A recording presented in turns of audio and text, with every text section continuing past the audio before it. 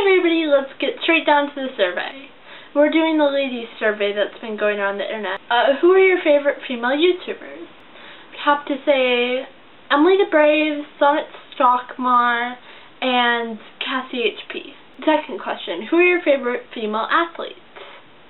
I would have to say the Japanese women's soccer team that just won the World Cup. As you can see, I'm pretty clueless about soccer, or any sports for that matter. What is your favorite book written by a female with a female protagonist?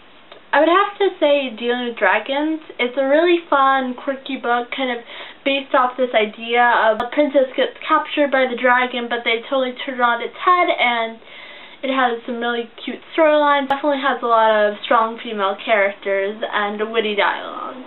What is your favorite film written by a female with a female protagonist?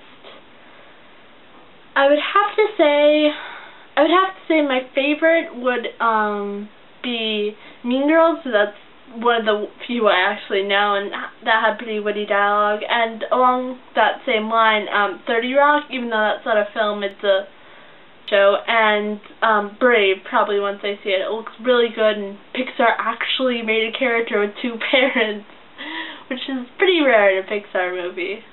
Who is your favorite female character? I would have to say Kel from Protector of the Small in Tamara Pierce's novels. It's a strong character, and I love all of Tamara Pierce's characters, so this is just one out of, I could probably pick any of the female characters. I really love her books, and she always has really strong characters, and they're really dedicated to what they're doing, and she's like, I won't stop for anyone, even though she has the most obstacles put in her way and all of this stuff. It's just a really amazing character. What is the biggest problem facing female content creators today? I would have to say they're probably not respected as much as males. Also, another big one is kind of the death threats that's going on with the whole Lacey Green. I have to say I'm not completely well versed in what's going on with her. I've heard different things that happened and different opinions on it, but I just say if that was a guy that said that, he would not probably be getting death threats. I know in my sociology class we're talking about inequality between men and women, and seriously, my male professor was talking about some of his female coworkers back in America, and he was saying they would get questioned exponentially more than he did, just because they're female. So I think just that overall inequality in life and how we see people, I think we should see people for people, not as male or female.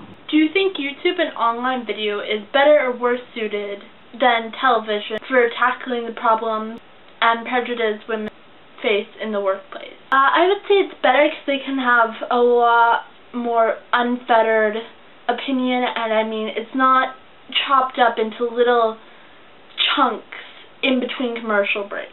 Because, I mean, that's kind of how I feel television can get, is you can say what you want to say, but you have to get it into this time, and you have to make it pretty and short and cut, and then we're moving on to the next thing.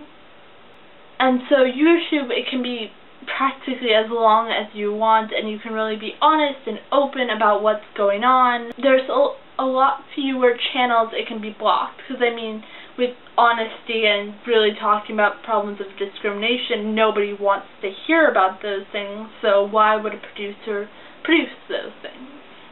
What do you pledge to do to make the internet a better environment for all creators? I would have to say I'm just going to keep commenting and telling people that I support them, making video responses and all those kind of things, just to show people that they do have an audience that doesn't want to hate on them the whole time. Especially for some of those smaller creators, and especially for people like Lacey Green, who are just getting these horrible death threats. That's ridiculous. Tell us a story or a secret or whatever featuring women. I would have to say a good one is my aunt. So this was way back before I was even born. And so my aunt says, if you don't let me through, you are going to be the one who has to go take these 3 children under 5 and help them out here. And needless to say, the guard was extremely freaked out by the idea of having to help a woman with her 3 children under 5. And my aunt was graciously let in to help my mother take my sisters to the car and that kind of stuff. So that just shows that women can be really intimidating, and I don't mean this just in like the mother protecting sense, but also but just in general of women can stand up for what they need to do, and they can use force and all that kind of stuff. And thinking about it now, my aunt's a pretty good example of that. Like, she's an ER nurse.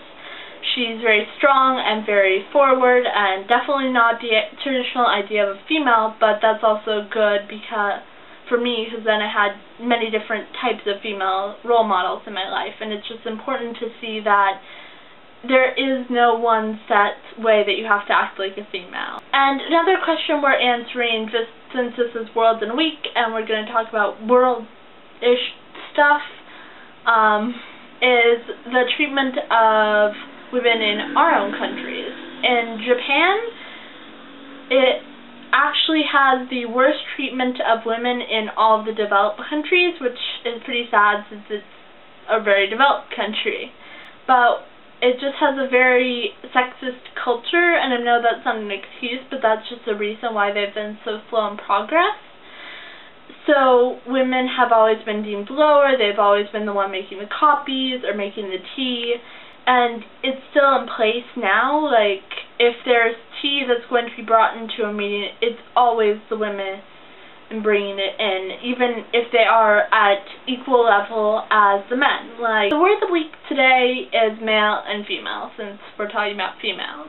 Female is onna, and the word for male is otoko.